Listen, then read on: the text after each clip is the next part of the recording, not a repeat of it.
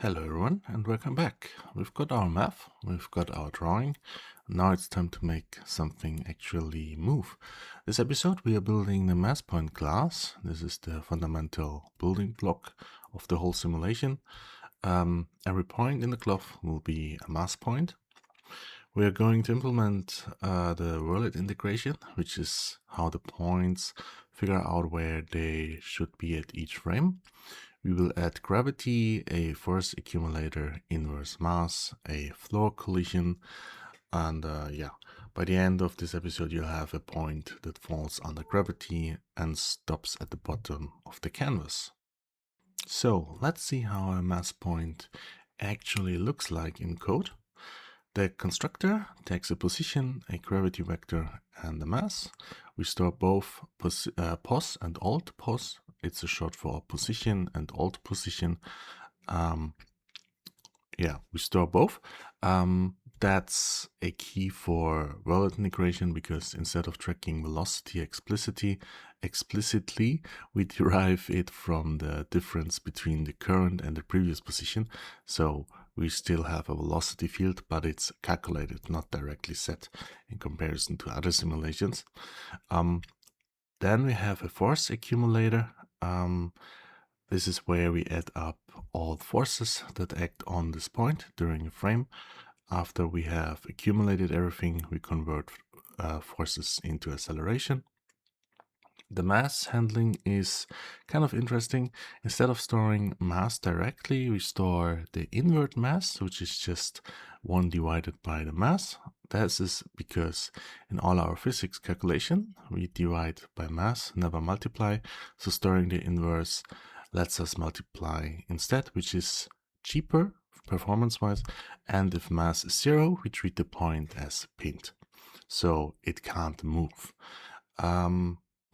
That will be important later when we pin the top row of the cloth, so we can tear it around.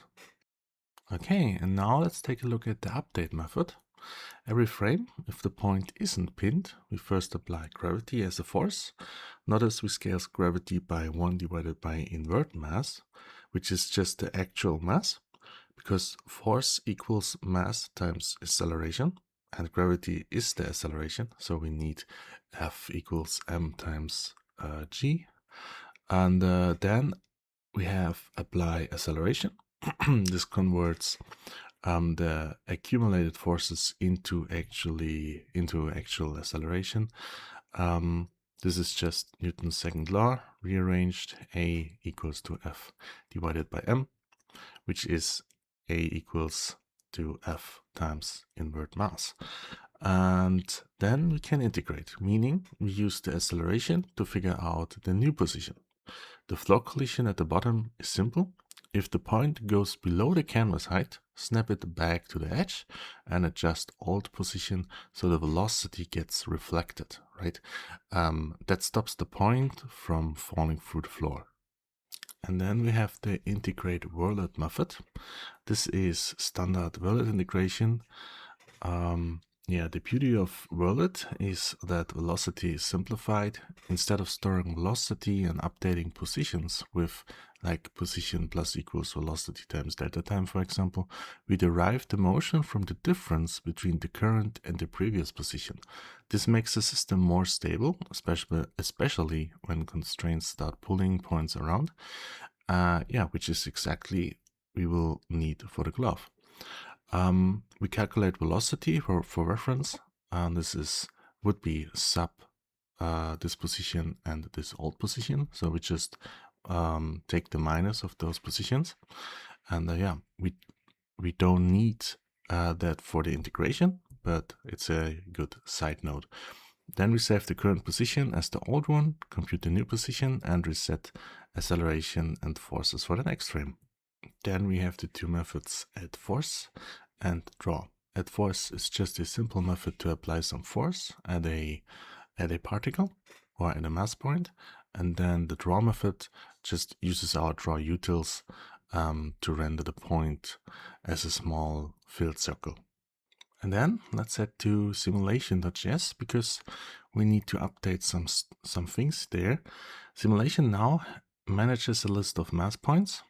In the constructor, we create one test point at the coordinates 100, 100 with a small downward gravity and a mass of 1. The update loop goes through all points and updates each one.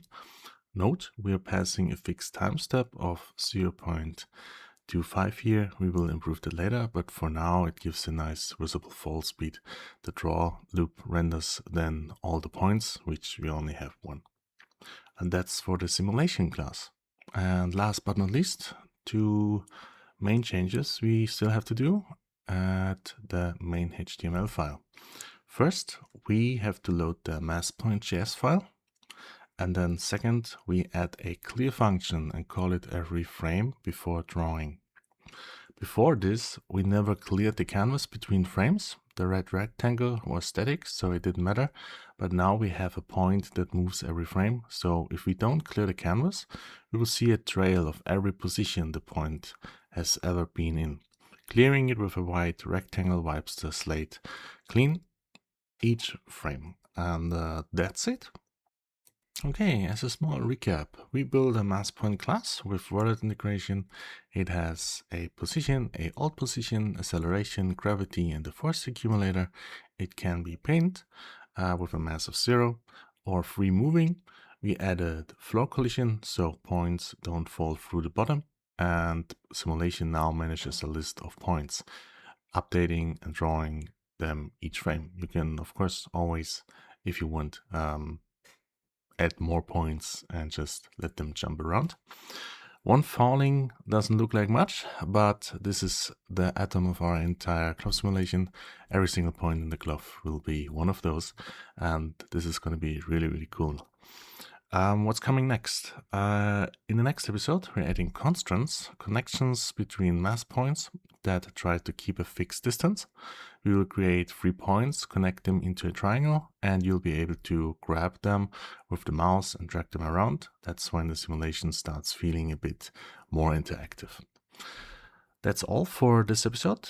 Thank you very much for watching, and I'll catch you in the next one. Bye bye.